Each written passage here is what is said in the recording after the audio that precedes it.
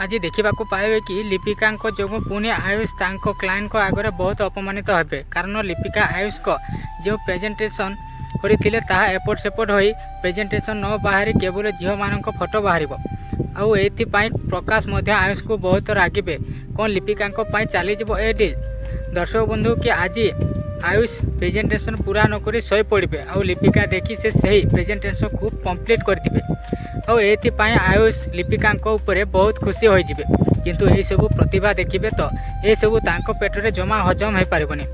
तो से आयुष को प्रेजेंटेशन को डिलीट करदे आउ कहे कि सॉरी बाबा मु तो सफलतार रास्तार आसवा चाहू नी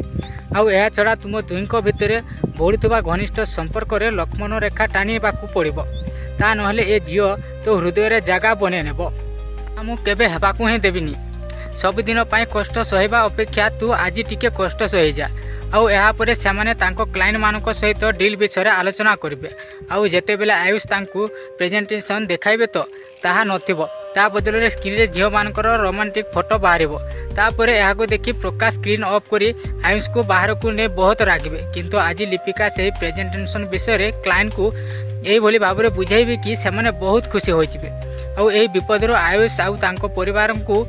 बंचाई नेबे।